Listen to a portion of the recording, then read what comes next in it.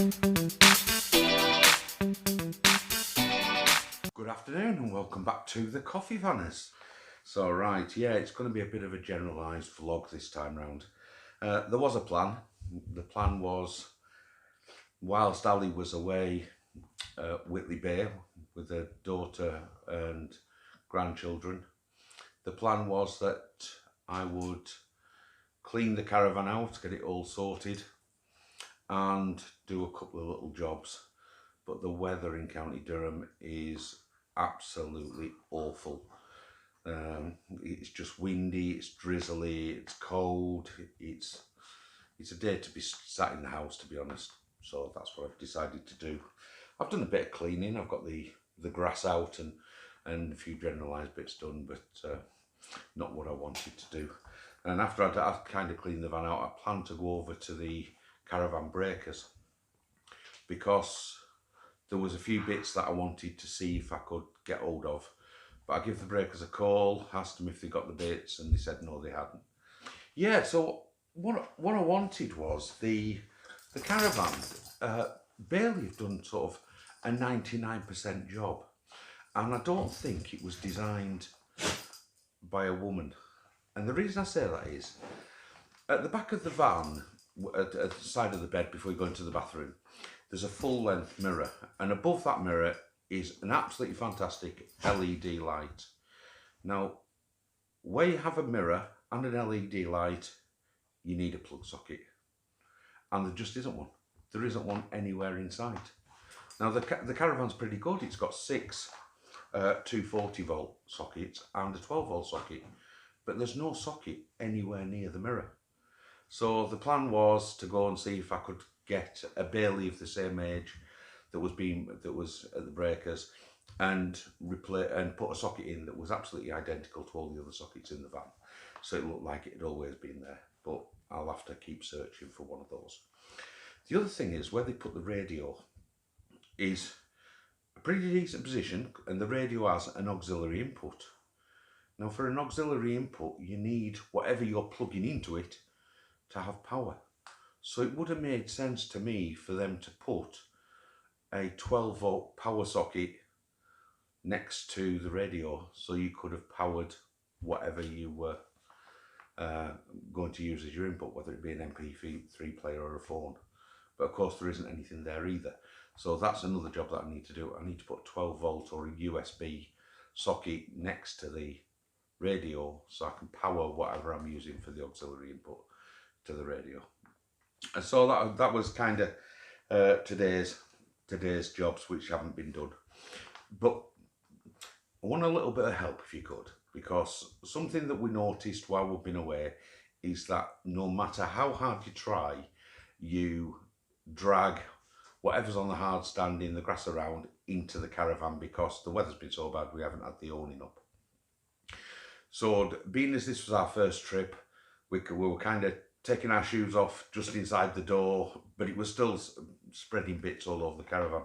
So the question for you is, what do you use to protect the carpets in the Caravan? Or do you just roll them up and use the linoleum floor? Is there something I can get that will properly clean the carpets, and then I can put something on them to make them so they're much easier to clean the second time round? Some sort of stain resistant things that's good for Caravan carpets.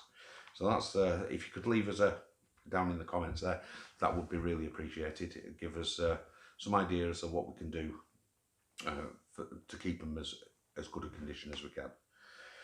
Right, the next thing was the dealer. When we got the van, they gave us a mains hookup cable which was 10 metres long, and it's great at home, but you know, when it's on the drive, I can run it to the house, and I've got an adapter so I can plug it into the plug socket, so I've got power in the Caravan, and that keeps the battery topped up and everything else, which is great.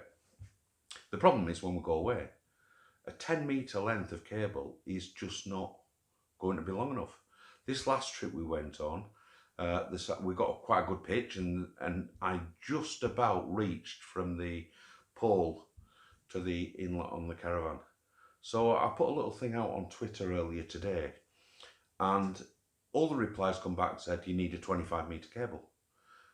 But why on earth did the dealer not tell me that the best thing you need is a 25-metre cable? And we supply a 10-metre, but we'll give you, we'll charge you another £10 or another £20 if you want the 25-metre cable, because it would have made much more sense. I've now got to try and source a 25-metre cable when I don't have a local caravan accessory place. The nearest one that's probably of any size is best part of an hour's drive or more away. So just a thought there, maybe dealers should have a little bit of a think about what they're doing as well. Right, what else have we got? Right, things we're going to be doing as far as videos are concerned. Dan Trudgeon has recently put out a video about 12-volt TVs, and of course that lit Ali's face up like Blackpool Illuminations.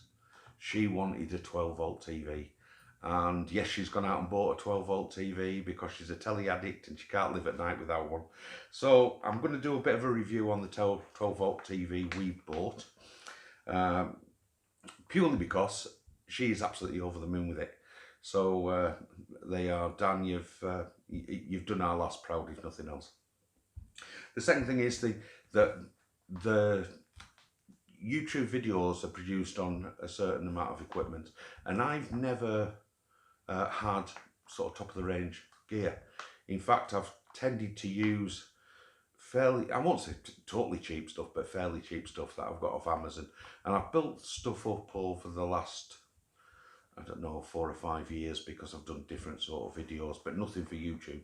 This is literally our first proper YouTube channel where we've put out videos of any quantity to try and sort of document our travels as caravanners. So I have got quite a bit of gear, and I'll kind of go through my camera bag and show you how cheaply we produce these YouTube videos. On top of that, we're going to do some site reviews.